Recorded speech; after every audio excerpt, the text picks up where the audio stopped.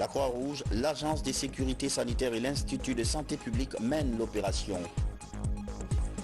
Et puis ce drame routier à Koya, la parade d'un conducteur de moto tourne au cauchemar.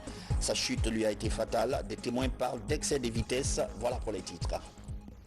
À la une de l'actualité ce soir, les craintes d'EDG, elle constate des installations anarchiques dans l'emprise de son tracé énergétique. Des étalagistes et vendeurs de bois occupent certaines voies des lignes de la société. Nabi Kamara. Les installations électriques en souffrance dans notre pays. Le phénomène est grandissant, notamment à Conakry, où certains citoyens occupent de façon anarchique et désordonnée les postes de transformation et les emprises des câbles souterrains. Des comportements qui étouffent et rendent difficile l'accès à ces installations par les techniciens de EDG pour des raisons de contrôle ou de dépannage. Généralement, ceux qui sont en train d'obstruer n'habitent même pas ici. C'est les gens qui quittent les quartiers très lointains là, ils viennent faire leur commerce ici. Le transport se grille, le soir ils vont chez eux, ils ont du courant. Donc ça c'est vraiment difficile. Il faut que les populations qui sont là même comprennent que ce transport d'abord c'est EDG qui le remplace quand il est grillé, mais c'est eux qui bénéficient du courant. Donc il faut qu'on s'entraide pour que ces gens-là quittent au moins, qu'il y ait au moins une distance de 3 mètres entre eux et le transformateur. Il faut que quand il y a une panne, que la grue vienne sortir ou bien rentrer les équipements librement. Mais si la vie doit attendre des jours pour faire ça, vraiment c'est difficile.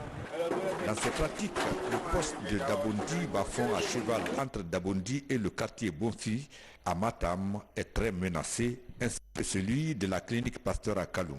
Ils sont envahis par des vendeurs de bois et des tabliers qui mettent leur vie en danger, mais également créent d'énormes difficultés aux agents de EDG. Le port sec de Kabélé est désormais fonctionnel. Sa mise en service va permettre de décongestionner le port autonome de Conakry. Des membres du groupe Bolloré et des douanes reviennent sur les enjeux de cette plateforme portuaire. Isidore Gonona Nanamo de Tunkarata. Face à la saturation du port autonome de Conakry situé dans la presqu'île de Kaloum, le groupe Bolloré rend opérationnelle la nouvelle plateforme portuaire de Kabélé. Sur une surface de 5 hectares, ce prolongement du port principal est pour l'heure exclusivement réservé au stockage des véhicules légers, avec une capacité d'environ 200 véhicules. Pour le main-d'œuvre, des enjeux économiques bénéfiques à tous sont attendus. Ça libérera de la place, ça fluidifiera le trafic dans le port de Conakry et à Kaloum.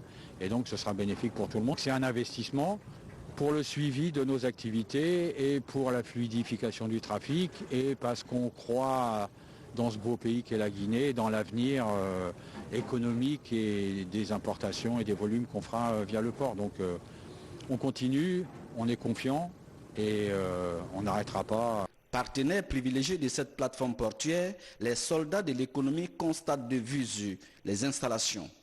Objectif, s'assurer de la prise en compte des exigences douanières en la matière. Des exigences sans lesquelles les enjeux économiques souhaités seront difficiles à atteindre. Le but de ma présence ici, c'est d'abord de m'enquérir des dispositions qui ont été prises pour sécuriser les marchandises qui vont séjourner ici. Ensuite, me rassurer que des commodités sont mises en place pour accueillir le personnel douanier qui va travailler sur place. Et éventuellement, savoir quel est le nombre de douaniers qui pourraient être affectés ici pour venir travailler, que toutes les dispositions, toutes les mesures sont prises pour recevoir les véhicules sous douane qui vont attendre ici avant d'être dédouanés. Certes, la nouvelle plateforme portuaire de Kabélé va décongestionner le port autonome de Conakry et favoriser la chaîne de transit vers les pays frontaliers. Mais les embouteillages aux environs de Kabélé restent un défi à relever. Crise sanitaire, le gouvernement renforce les mesures de protection des populations de l'arrière-pays. Aucun camion ne franchit le barrage de Kouria sans test de dépistage des occupants. L'opération est conjointement menée sur le terrain par la Croix-Rouge, l'Agence nationale de sécurité sanitaire et l'Institut de santé publique. Reportage grand format, Mamadi Ternaka Misoko. Sur la nationale numéro 1, ce petit carrefour du district de Bangouya à Kouria fait attraction des camions remorques depuis quelques jours. De longues files d'attente sont formées. Pour cause, un barrage filtrant est érigé là pour contrôler le mouvement des personnes vers l'intérieur du pays. Conducteurs de camions et passagers sont soumis à des tests obligatoires avant de prendre la route. Pour la circonstance, le grand hangar du Parc national d'automobile de Kouria est réquisitionné pour le dépistage. Ce site de prélèvement de Kouria en temps normal est géré par la Croix-Rouge. Pour cette occasion, l'ANSS, en collaboration avec ses partenaires, mais aussi l'Institut national de santé publique, a jugé nécessaire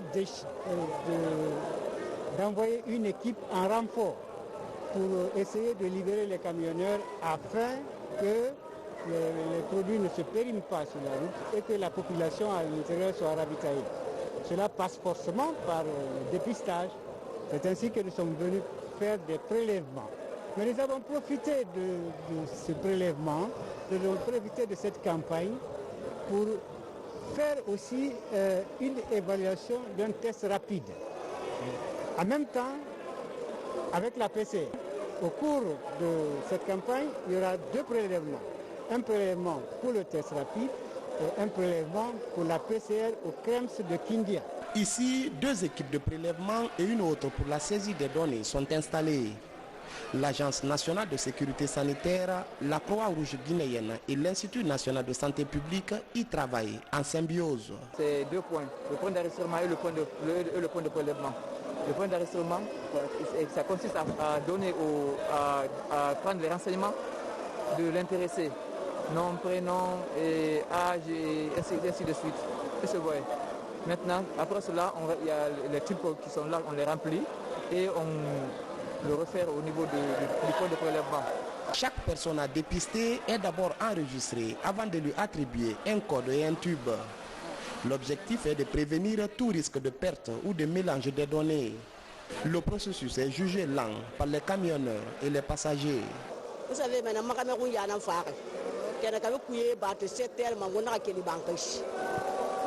je dois me rendre à Kindia parce que j'ai perdu mon beau-frère.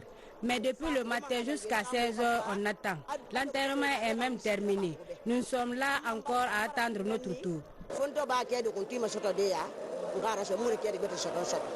Un retard que le chef de l'opération justifie par la violation de la mesure de l'état d'urgence sanitaire par les conducteurs de camions. Je suis tombé dans un grand problème. Ces camionneurs avaient, en plus des deux apprentis, on a retrouvé qu'il y avait aussi, regardez, des passagers. Ces passagers, je ne pouvais pas les laisser comme ça. Je ne pouvais pas les laisser et je devais les prendre. Donc ce qui veut dire que ça a augmenté la charge du travail. Plus de 100 personnes sont testées chaque jour. La fin de chaque dépistage est sanctionnée par un ticket d'autorisation de sortie délivré par les agents de sécurité déployés sur les lieux. Le matin à 8 h, l'équipe est en place, on commence le prélèvement jusqu'à 17 h. Voilà, nous retournons à Conakry avec les échantillons. Mais avec cette étape, vu que le laboratoire national est submergé par les échantillons, cette fois-ci, nous sommes obligés de transporter les échantillons vers l'intérieur, c'est-à-dire le laboratoire national qui est à Kindia. Dans les 48 heures qui suivent, les résultats des échantillons prélevés sur ce site seront publiés par le laboratoire CREMS de Kindia. Ce dispositif de test mis en place par l'ANSS vise à préserver l'arrière-pays qui commence à notifier de nombreux cas de Covid-19 à cause des voyages incontrôlés de certains Guinéens. Covid-19 toujours. L'autre inquiétude, c'est comment réussir la sensibilisation dans les espaces portuaires. Au débarcadère de Timinetaï, le ministre de la Jeunesse et de l'Emploi des Jeunes invite les pêcheurs au respect des gestes barrières.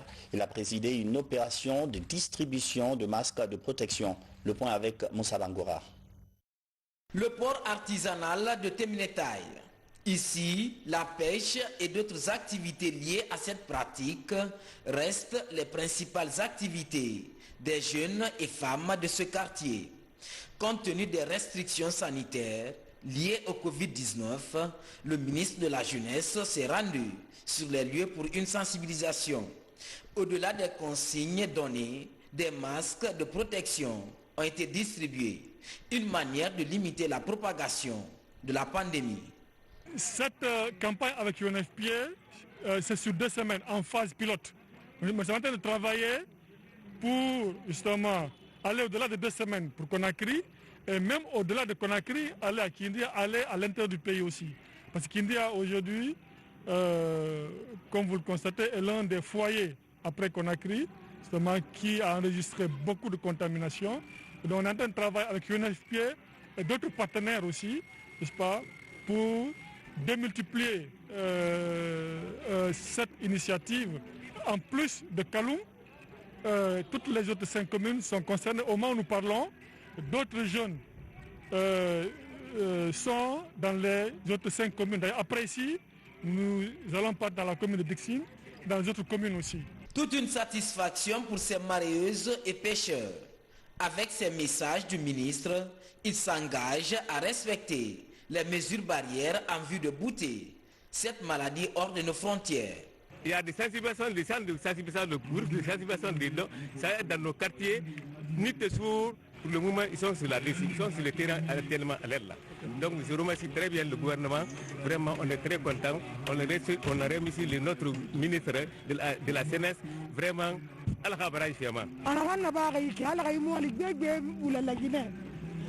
nous allons respecter les consignes données par le ministre de la Jeunesse. On le remercie beaucoup pour la sensibilisation contre la pandémie du Covid-19.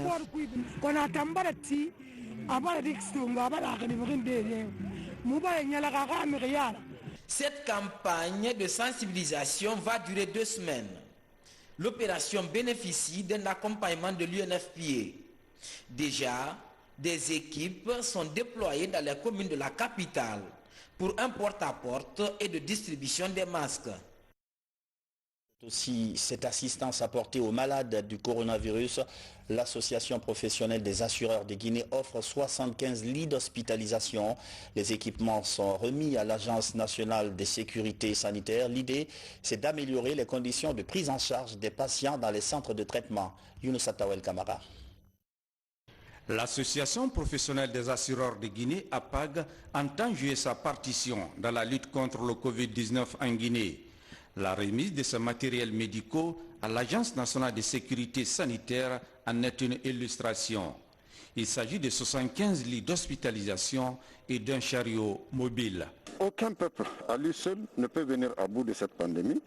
C'est la raison pour laquelle nous, notre association, nous avons saisi l'appel que M. le Président de la République et les autorités sanitaires ont lancé à toute la Guinée pour qu'ensemble on se donne la main pour lutter contre cette pandémie.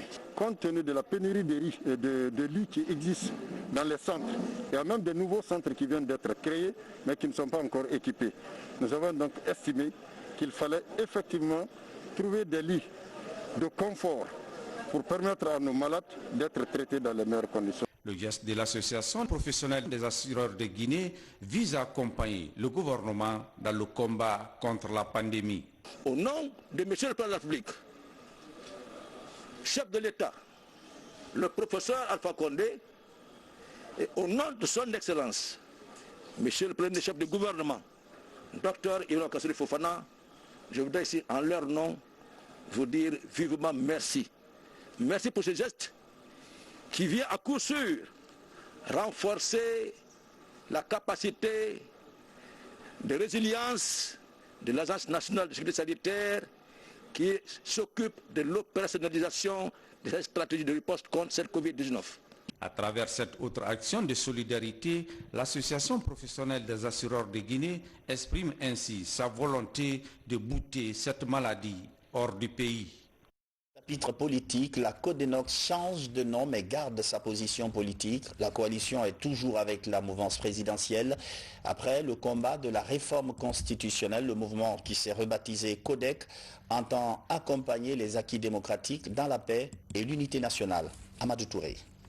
Après l'adoption de la nouvelle constitution par voie référendaire, la coalition nationale pour la nouvelle constitution Codenoc devient la coalition démocratique pour le changement dans la continuité Codec. À travers cette signature de charte, plus de 220 partis politiques et organisations de la société civile ont adhéré à l'initiative. Il s'agit à présent de faire face à notre avenir commun et d'agir ensemble pour matérialiser nos ambitions partagées en phase avec la vision du professeur Alpha Condé, président de la République. Cette ambition demeure le changement qui permettra toujours l'amélioration des conditions de vie des populations dans une dynamique de continuité politique. Nous, partis, mouvements, acteurs politiques et organisations de la société civile, décidons ensemble de fédérer nos efforts au sein d'une nouvelle structure dénommée la Coalition démocratique pour le changement dans la continuité, CODEC. Cette structure servira d'un cadre de concertation et d'action qui nous permettra de promouvoir l'unité nationale, la paix et la culture démocratique dans la conquête du pouvoir. Demeurant ouverte à l'adhésion de toute entité politique ou de la société civile, partageant ces idéaux, la CODEC vise à assurer la continuité politique, la poursuite de la dynamique du changement engagée par la gouvernance de son Excellence, Monsieur le Président de la République, Rocher Alpha Condé, afin de garantir, je le réitère, le bien-être de la population et l'édification d'un État de droit. C'est le 22 mars dernier que le peuple de Guinée a adopté à plus de 91% de suffrages exprimés la nouvelle constitution. Ainsi, la Guinée est rentrée dans la 4e République, une initiative que les fondateurs de cette nouvelle coalition veulent accompagner. Le sentiment qui m'anime ce matin est un sentiment de mission bien accomplie de la CODENOC et nous nous engageons à nouveau à animer la CODEC dans le cadre du changement de notre manière de faire qui puisse s'adapter aujourd'hui à la 4e République. Il est question donc de capitaliser toutes les expériences que nous avons eues dans la 3e République au profit de la 4e République. Cette CODEC que nous avons ensemble composée a travaillé d'arrache-pied pour obtenir ce bilan hautement positif. Et nous nous engageons dans cette nouvelle institution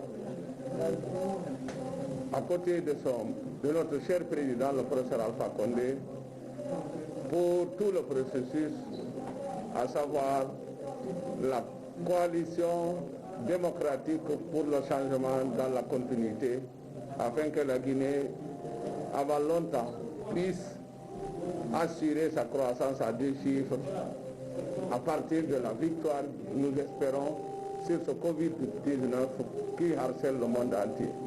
Je voudrais vous remercier très sincèrement pour votre présence massive ici et pour l'attention soutenue que vous avez accordée à cette cérémonie de signature. Nous vous remercions au nom du Rassemblement du peuple de Guinée, l'RPG Arc-en-Ciel, qui a été accompagné par la CODENOC pour tout le processus électoral qui a conduit à l'adoption de la nouvelle constitution et à la mise en place d'une nouvelle Assemblée nationale. Donc, pour une fois encore, nous vous remercions très sincèrement. La coalition démocratique pour le changement dans la continuité CODEC, composée de partis politiques de la mouvance présidentielle, ambitionne de fédérer toutes les énergies positives dans la consolidation de la paix et de l'unité nationale. Sur un autre plan, on rappelle les engagements de la Guinée dans la lutte contre le réchauffement climatique. Comment passer des mots aux actes? Une rencontre technique vient de se tenir à Conakry. L'ordre du jour a porté sur le chemin parcouru dans la mise en œuvre des recommandations internationales. Abdoulaye Diallo. Pendant que le confinement dans plusieurs pays contribue à la réduction remarquée de la baisse des gaz à effet de serre, l'heure est à la révision des ambitions climatiques des pays signataires de l'accord de Paris. À ce jour, 147 pays de la Guinée l'ont ratifié. Cependant, dans les faits, peu d'avancées concrètes sont observées pour l'atteinte des 1,5 ou 2 degrés nécessaires pour la neutralité carbone en 2050. À Conakry, partenaires au développement et acteurs sectoriels se réunissent en téléconférence pour évaluer les efforts en cours et définir les modalités de réévaluation de la contribution nationale déterminée du pays, un exercice quinquennal. Ici, les acteurs s'accordent tout d'abord à réactualiser les données qui ont servi de base à l'élaboration du précédent document qui aujourd'hui sont obsolètes. Dans la nouvelle contribution nationale, d'autres sources d'émissions seront prises en compte, comme l'agriculture et les déchets qui produisent le CH4, plus nocif que le CO2.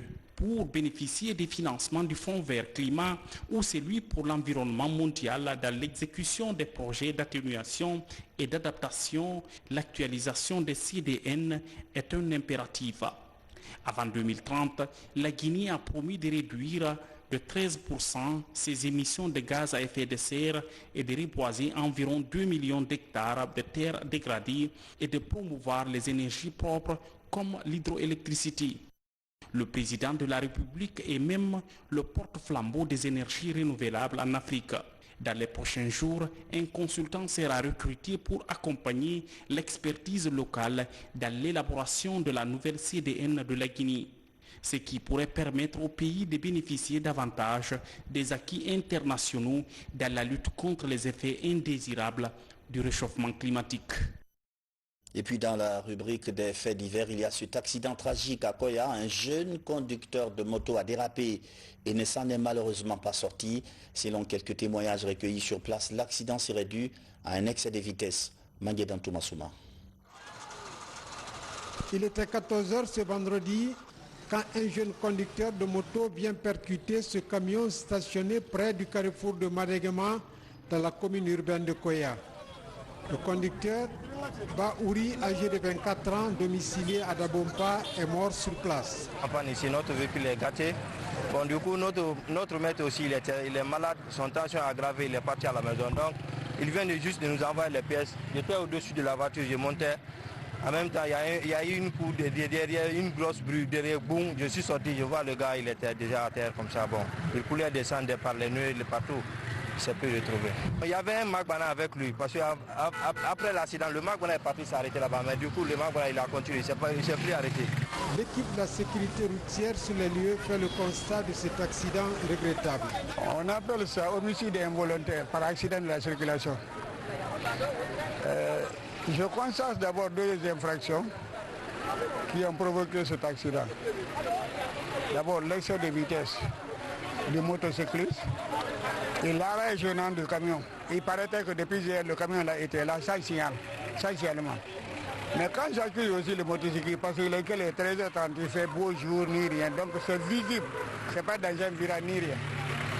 C'est l'imprudence à la conduite, au pilotage des motocyclistes que je condamne beaucoup ici. Et regardez, il y a beaucoup de motos qui viennent, mais à 10 ans, on voit le véhicule quand même s'arrêter. On ne peut pas faire esprit de se lancer dans un camion comme ça parce que tout le monde connaît la douleur. Mais si c'est arrivé comme ça, c'est indépendant peut-être de sa volonté, mais il y a l'imprudence qui est à la base.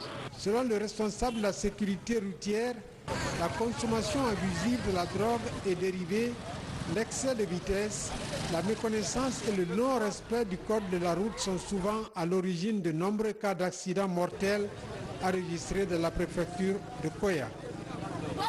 C'est la fin de cette édition d'information. Avant de vous quitter, voici le tableau du jour. Puisqu'on parle des décès, il y a aujourd'hui un cas de décès de coronavirus et 50 cas confirmés, donc, dont un cas de décès et 30 personnes guéries de cette maladie, ce qui nous fait un total de 3706 cas confirmés depuis la déclaration de la pandémie, 26 décès au total et 2030 cas de guérison. Respectons les gestes barrières.